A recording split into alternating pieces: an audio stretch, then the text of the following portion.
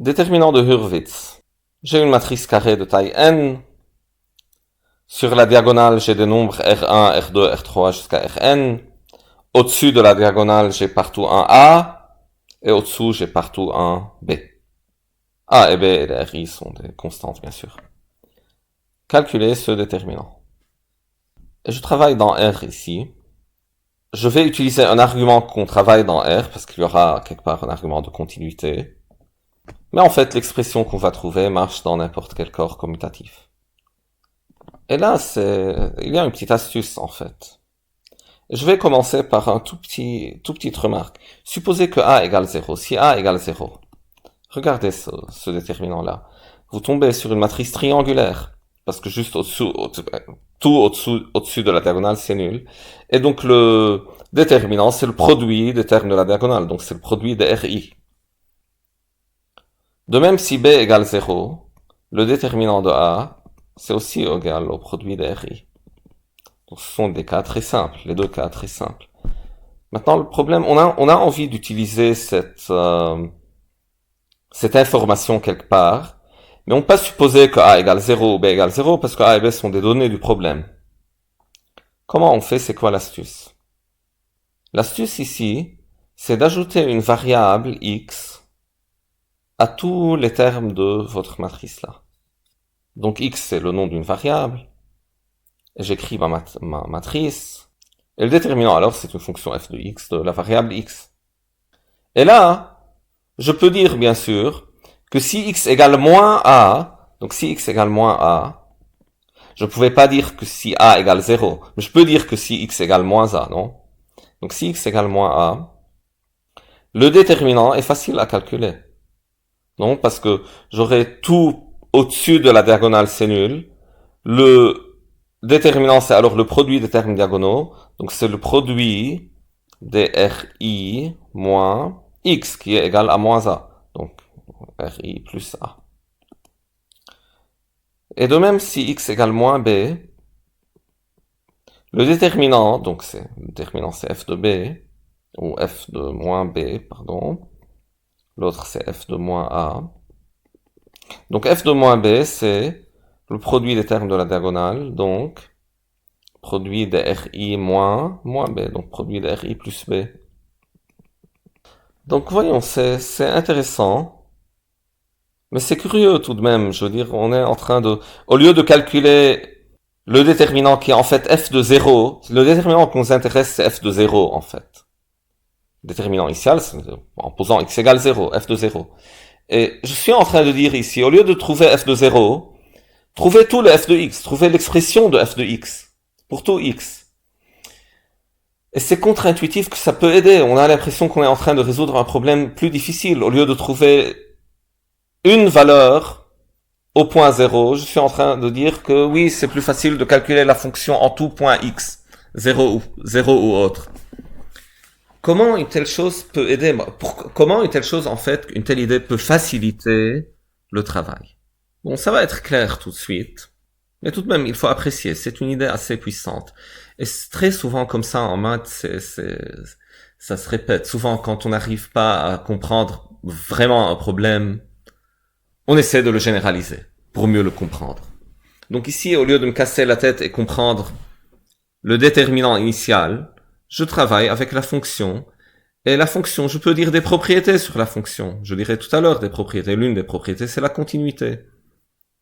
L'autre propriété, c'est que je peux tirer profit du fait que je peux remplacer x par moins a et avoir des zéros au-dessus de la diagonale, ou x par moins b et avoir des zéros au-dessous de la diagonale. La troisième propriété de la fonction, c'est que f est linéaire par rapport à la variable x. F est de la forme f de grand x, de la forme alpha x plus bêta. Alpha et bêta étant des constantes qui dépendent bien sûr de a, de b et de ri. Et l'idée, si je connais f en deux points, qui sont au point moins a et moins b, et si elle est linéaire, je peux calculer alors alpha et bêta, je peux trouver exactement l'expression de f. Donc f de x, si vous voulez, c'est linéaire en x. Il suffit de connaître deux de ces valeurs pour la déterminer. Et quand vous la déterminez, vous pouvez calculer facilement f de 0, qui est votre déterminant de départ. C'est une idée très puissante, en fait. Il faut bien réfléchir à ça et apprécier ce fait-là que ces arguments en fait marchent bien. Qu'on peut, en généralisant, on a l'impression de résoudre un problème plus difficile, mais c'est pas le cas. Vous facilitez la chose. Parce que vous avez une vue plus globale du problème. Cette vue plus globale vous permet de parler du comportement de ce déterminant quand je change un peu mes indices, en variant ce x. Ça vous dit que c'est linéaire en ce x, vous connaissez, vous pouvez tirer alors profit du fait que vous connaissez la valeur de f de x en 2 points. Chose qu'on n'aurait pas pu faire si on voulait se concentrer sur un cas particulier qui est f de 0. Donc j'ai dit que f de x est linéaire en x. Comment je peux me convaincre de ça? Donc je sais les règles, je connais les règles de calcul d'un déterminant. Je peux remplacer la deuxième colonne par deuxième moins première sans changer le déterminant et la troisième par troisième moins première sans changer le déterminant, ainsi de suite. Jusqu'à la nème, je la remplace par nème moins la première sans changer le déterminant qui est f de x. Mais quand je fais ça, on sait à la deuxième colonne, quand vous remplacez deuxième par deuxième moins première, il n'y a plus de x dans la deuxième colonne.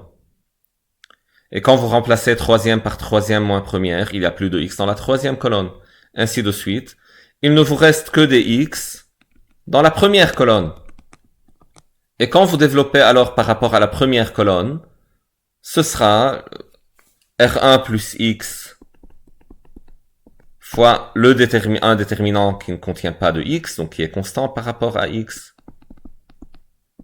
plus b plus x fois un autre déterminant qui est constant par rapport à x, ainsi de suite.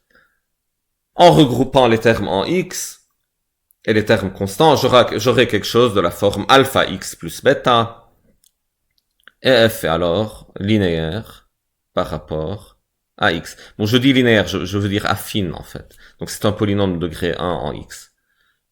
Linéaire au sens que c'est de la forme alpha x plus bêta, c'est une droite. Voyons donc, très bien, donc le comportement de f de x par rapport à x, c'est très facile. Et maintenant, je peux calculer f de moins a. F de moins a, c'est produit des termes de la diagonale. Donc, quand je remplace x par moins a, comme on a dit, tout ce qui est au-dessus de la diagonale, c'est un 0. Une matrice triangulaire, le déterminant, c'est le produit des termes diagonaux. Donc, c'est le produit des RI moins a. Pardon, produit des RI plus moins a. Produit des RI moins a. Je me suis trompé aussi tout à l'heure. Donc, c'est pas important. C'est un truc qu'on connaît, en fait. Produit de RI moins A. Et R1 moins A fois R2 moins A fois Rn moins A, je l'ai appelé Q de A. De même, F de moins B, quand je remplace X par moins B, tout ce qui est au-dessous de la diagonale s'annule. Et encore une fois, le déterminant, c'est le produit des termes de la diagonale. Donc c'est R1 moins B fois R2 moins B fois R3 moins B jusqu'à Rn moins B. Donc le nom de ce truc-là, c'est Q de B.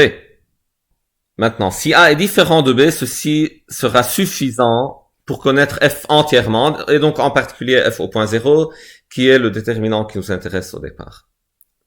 Pourquoi si A est différent de B? Parce que F c'est une droite, et je la connais en 2 points, A et B. 2 points différents. Qui sont A et B, ou pardon, moins A et moins B, moins A et moins B, qui sont différents car A est différent de B. Et donc, comment je fais ça? J'écris l'équation de la droite, vous le faites comme vous voulez, c'est pas important, ici c'est un problème élémentaire. Donc, f de x moins f de moins a sur x moins a égale f de moins b moins f de moins a sur moins b moins a.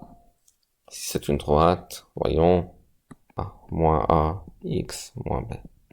Et l'équation que j'ai écrite, c'est que ça divisé par ça, c'est égal à ça divisé par ça. Bon, théorème de Thalès, si vous voulez. Bon, c'est l'équation d'une droite, ok? Très bien.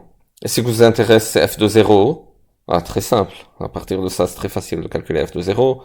Remplacer x par 0. Et le reste, c'est le truc en fonction de a et b. Et f de moins a, f de moins b, f de moins a, f de moins b, ils sont donnés ici, q de a et q de b. Donc, comme c'est écrit ici, f de moins a, c'est q de a, f de moins b, c'est aussi égal à q de b, donc je remplace ces trucs-là. Et je veux f de 0 qui est le déterminant de a. Et donc f de 0 facile, donc ça c'est 0. Et ce sera ce a-là multiplié par tout ça. On s'écrit là. Plus ce terme-là. Plus q de a. Et donc c'est a q de b moins b q de a sur a moins b. Très bien. Et q de a q de b, bien sûr, donné par cette expression. Et voilà l'expression, donc déterminant de a, c'est ça. A fois q de b, qui est le produit de ri moins b, moins b fois q de a, qui est le produit de ri moins a, divisé par a moins b. Marche uniquement si a est différent de b, comme on l'a dit, pour avoir deux points de cette droite pour pouvoir trouver son équation. Et si a égale b, comment on fait? Donc la méthode ne marche plus exactement, mais on vient regarder ici l'expression de f de x en fonction de a et b. Si vous la considérez comme expression en fonction de x, a et b, ri, c'est donné par des sommes et des produits, non? Et donc c'est continu. Et donc si a égale b, le déterminant, c'est la limite lorsque a tend vers b de cette expression-là. Ou disons, j'ai écrit ici la limite lorsque b tend vers a. Je considère que a est une constante et b s'approche de a. Et là, c'est de la forme 0 sur 0, donc lorsque b égale a, bien sûr, numérateur est nul, dénominateur est nul. Forme indéterminée. Et donc, je peux appliquer la règle de l'hôpital. Et là, ici, c'est important, en fait, de penser qu'on travaille dans R, à la limite dans C. Et donc, la limite, c'est la limite de la dérivée sur la dérivée. Et donc, la dérivée de ce qui est en haut par rapport à la variable B, c'est A Q' de B moins Q de A. Je dérive par rapport à B, A étant constante, attention.